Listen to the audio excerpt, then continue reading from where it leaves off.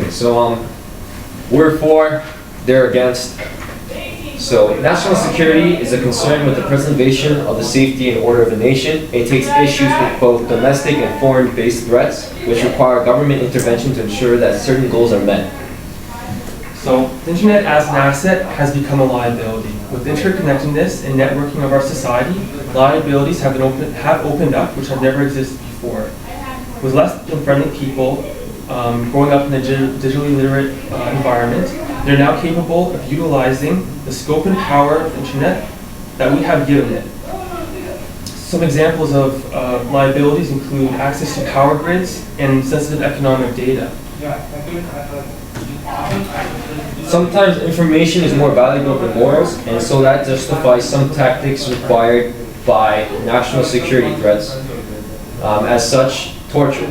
If lives are at stake, and if it's for the good of the country, it would be best to put aside morals and sympathy. For instance, what if a bomber had placed timed bombs in a public place?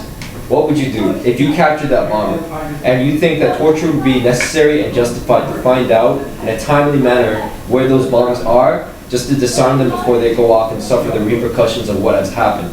Put aside morality for the sake of others, or you can give sympathy for the families of the lives who died from your lack of a backbone.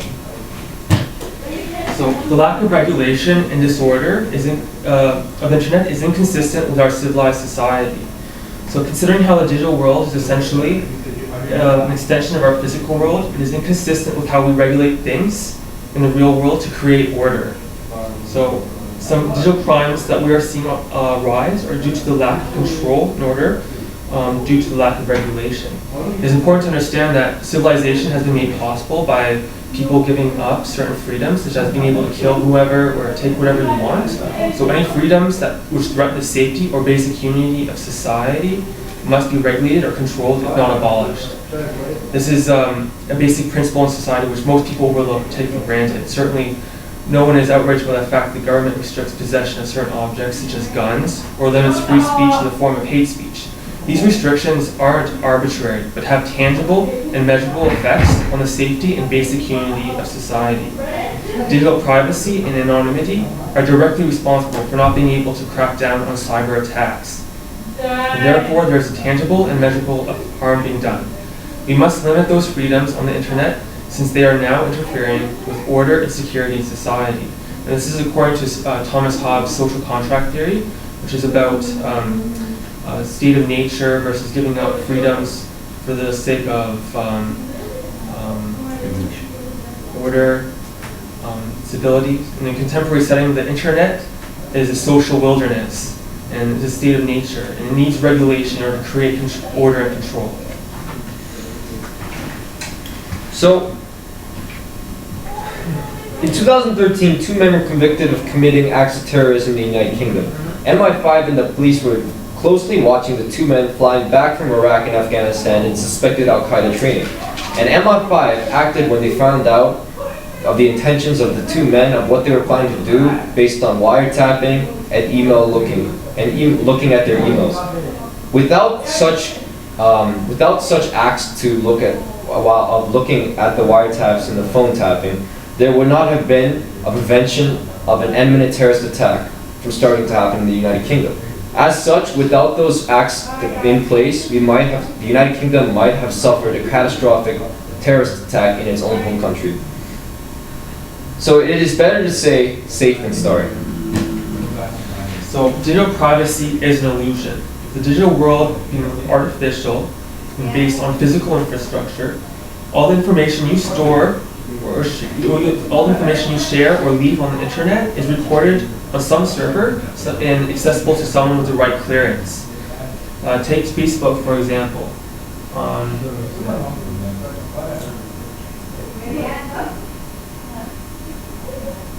The information you provide them is stored on their servers under their terms and conditions, which you agree to, and which gives them the right to use your photos for features and services on their website. This means that professional employees have access to your information, but they don't make it public. Then take, for example, the US government, which has a mass surveillance program called PRISM, which has access to nearly limitless digital information about anything and everything. However, neither do they make your personal information public. The information they use is only for reference in analytics and only becomes evidence against terrorists in court. There's no real difference between those two ways of managing your information.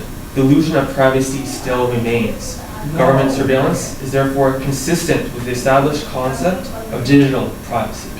And then our part is done. You have 5 minutes, gentlemen. The events of September 11, 2001 forced governments all over the world to take extraordinary measures to enhance the security of their citizens. Heightened security measures such as those in the U.S. include unparalleled airport checkpoints, procedures, face recognition devices in public places, tracking, monitoring, and identification visitors, identification through thumbprinting of certain categories of visitors, random searches of internet content by intelligence officers, the ability to demand records on somebody from any business or organization, the use of wiretap, the ability to intercept and read emails, and eavesdropping on. What has come down to be is that it is acceptable to sacrifice some individual liberties in the interest of security. Civil liberties make everyday life enjoyable and worth living. If they are sacrificed for safety, then consider how safe you really are. Whoever's keeping you safe can do whatever they want with you in order to rather do anything at all. What is the point of living a life where no civil liberties exist, but instead have the strong forces keep you safe and abuse their power to a point of dictatorship over time? Safety is just an illusion, whereas privacy is a right. The U.S. government, with assistance from major telecommunication carriers, including AT&T, has engaged in a massive illegal dragnet surveillance of domestic communications and communication records of millions of ordinary Americans since at least 2001. Reports in December 2005 first revealed that the National Security Agency has been intercepting American phone calls and internet communication. Those news reports, combined with the USA Today story in May 2006 and the statements of several members of Congress, revealed that the NSA is also receiving wholesale copies of Americans' telephone and other communication records. All these surveillance activities are in violation of the privacy safeguards established by Congress and the U.S. Constitution. We're giving too much. We're giving up too much in the name of national security without having any proof that these violations of our rights provide any benefit. The Communications Security Establishment of Canada, CSEC for short, is acting more like the U.S. National Security Agency, NSA for short. It appears like the NSA, for much of the past decade, the CSEC has been going through masses of metadata, such as phone logs, internet addresses, and possibly geolocation information held on smartphones and various other devices. All this in the name of its quest for foreign intelligence. This sort of data collection is not legal and infringes on the Charter of Rights and Freedoms. Metadata information can reveal the most intimate details of our personal lives, including relationships, political, and personal beliefs. The majority of Canadians use the internet and telecommunications on a daily basis, and we should be able to do so without the government snooping on our personal information and monitoring our behavior online. If we keep pushing for national security, we will end up putting more taxpayer money into it. The CSEC received $822 million in taxpayer money this year, which is an 86.7% increase from the $444 million it cost us last year. If this continues, we may inflict the state spending billions of dollars on something that may not even work. A top secret document retrieved from Edward Snowden and obtained by CBC News showed that Canada's electronic spy agency used information from the free internet service at a major Canadian airport to track the wireless devices of thousands for days after they left the terminal. This interception of private communications of Canadians, and the super collection of metadata violates the Charter's protection against unreasonable search and seizure and infringes on free expression. And also, how you said on how information is stored with professionals. As you said, power grids are easily accessible, and so are other economic stats. I can't remember. So if somehow these people who are holding all our data and their servers get hacked, that means all our personal information will be in the hands of someone else, not the government that we live in. So this is our 5-minute work period for rebuttals, and it starts right now. Timer.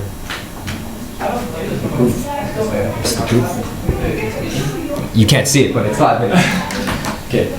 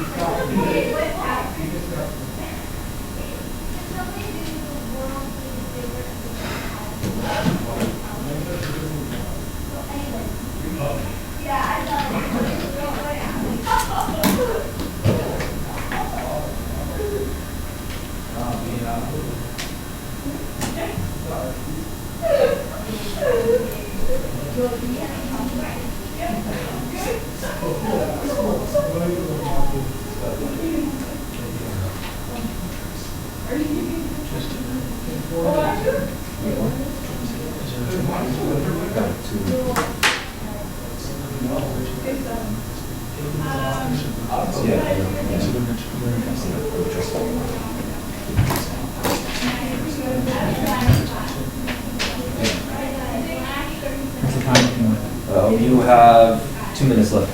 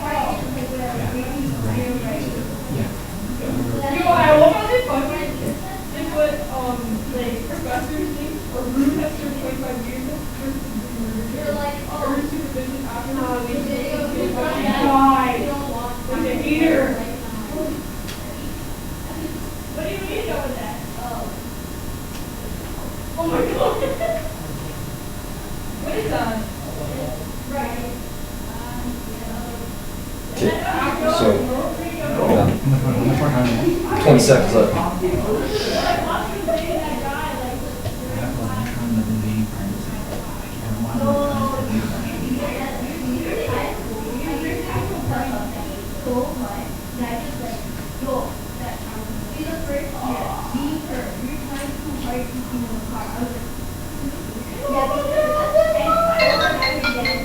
Okay.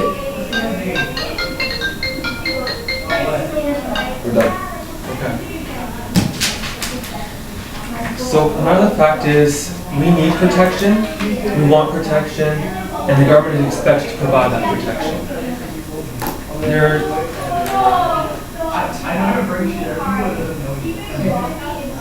So the CSIS has been warning that cyber attacks on government, university, and industry computers have been growing substantially.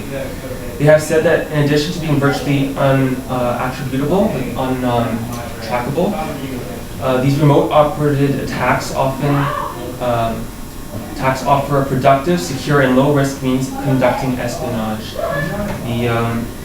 The Western world is increasingly at risk for foreign and domestic acts of cyber terrorism, and it is a necessity that the government seeks all possible routes to ensure the security, national security of the nation. And it would be irresponsible for any government to neglect any avenue of protection if it is in their means. So that includes access to information such as metadata and sensitive information that would ensure that the United States or the Canadian government would be on top of all the terrorist plots against countries. And people expect it. They may, regardless of any poll which says that people do not approve of mass surveillance, they do expect it. There's to a large extent indifference in attitudes towards mass surveillance. There's no you don't see protests in the middle of the streets in any major cities. An outcry against national security measures that have been taken in the United States, at least, in which many countries in the day and age of the internet will have to take in order to maintain the safety of the public.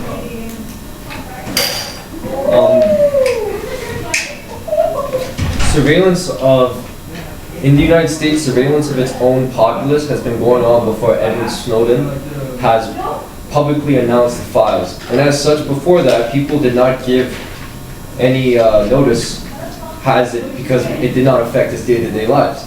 And before, when you talked about the budgets, the increase of national defense, that's only because in 2013, the defect of our overall GDP of Canada was $2.97 billion.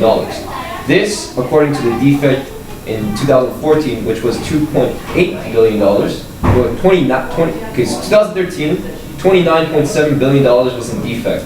2014, there was only $2.9 billion in the defects. This shows that the Canadian government has made more money overall from 2014 to 2013, and as such, is able to increase the budgets of likely all the departments in the safety of Canada.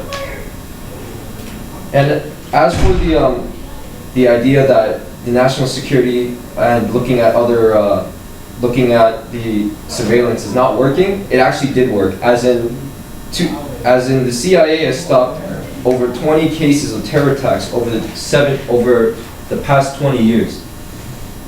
And using detainee programs in which an example would be in the 9/11 attacks. Khalid Sheikh Mohammed, who masterminded the 9/11 attacks, was detained and was caught through the torture of another detainee. This has shown that it's effective. It does work. It shows that the United States has something that's effective against the attacks of terrorists and the ability to prevent another terrorist attack from happening. And in the United Kingdom, over the last 18 months have prevented several possible terror attacks in Britain. Scotland Yard Commissioner Sir John Stevens said that He wants to emphasize the high state of alert this city is on at the moment, in which they stated that they have just stopped several possible terrorist attacks. Also, you mentioned that power that information would give to the government would make them predisposed to tyranny of the public. This is not a realistic expectation because, for example, you take the United States government, which has the mass surveillance program since approximately 2008. There's no evidence that they have used the information that they've collected to its advantage. Also, you mentioned safety of information on the servers of the NSA, for example, and you were saying that they could be hacked, the information that they collect stolen by the hackers. However, this is unrealistic expectation because the original sources of information, such as the servers of social media platforms, can also be hacked more easily than servers of NSA or intelligence agencies.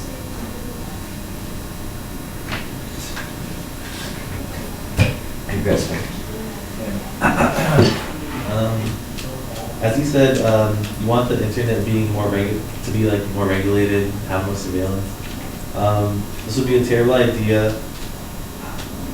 No, it's like you also said that you want to have the internet being regulated more and to be more like the physical world, which would be a terrible idea because if that would happen, we would be losing much of our freedoms and we wouldn't have much freedom of speech. Because it's on the internet, right? So like everyone speaks their mind on the internet. If you have someone always watching you and they're criticizing you, you don't feel so safe, in my opinion. Also, with all the surveillance that they have in the UK and everyone walking around, that's another example of infringement on your rights and your privacy, because with all these cameras, everyone knows what you're doing. Just like right when you walk out of the house, you're being watched. But would you really want that to come over here in Canada? Would you want cameras all over the city, just people watching you? So that is why I think that national security. I feel so hard. Can you put that out? Continue. There you go. On your argument about Facebook, you said that it gives them the right to withhold any information about you, but doesn't release it for the public eye. In some cases, the Facebook app on your cell phone has an interesting background. Not everyone knows this, but it states on the app info that Facebook can record your audio at any time and also take pictures at any time without your consent. This sure seems to be invading our privacy. What is the need to record our audio as Facebook users and at any time, and also take pictures at any time without your consent? Also take picture at any given time. I could be using the internet on my phone at any given time. A picture can be taken of me. There is no privacy here in the sense I am being spied on. If anything, this could be illegal and arguable because many people have no idea about the so-called future. You guys know? Yeah. Okay, so then we have 2 minutes for period to look other stuff. Do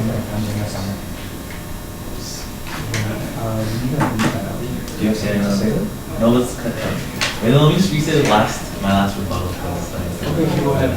So, with all this surveillance that they have in the UK, no one walking around has any type of privacy, and I'm sure that people in Canada would not want their privacy being invaded like that. Okay, so our rebuttal is happening now. I mean, sorry, our summary is happening now.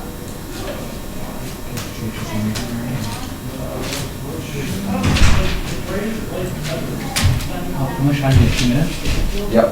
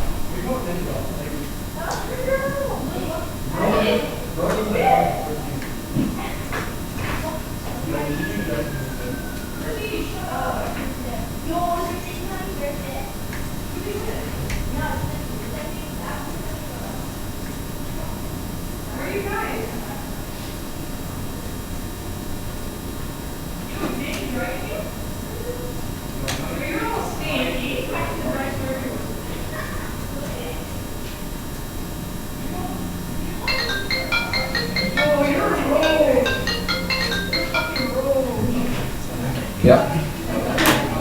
Yeah. Okay, so,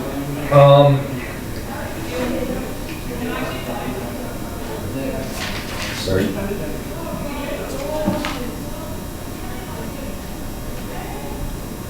Okay.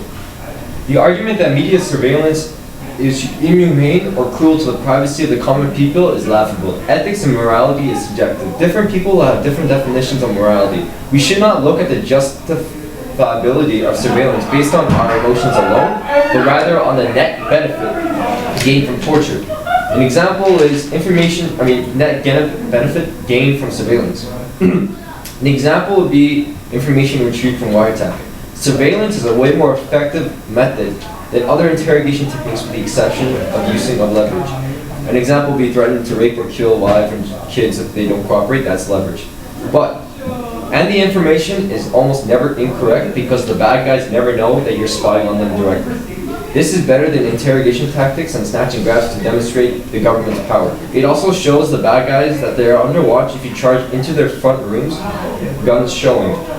Surveillance overall gives the government a way to correctly identify the bad guys and separate them from the good guys, as this is what a good government should be able to do, protecting and serving its own people. So, as an extension of our everyday lives, the internet needs to be regulated and order brought to chaos. As an asset has become a liability which can no longer be ignored, as digital privacy is an illusion, and therefore we should ensure that our national security interests are put above any preconceived ideas of privacy.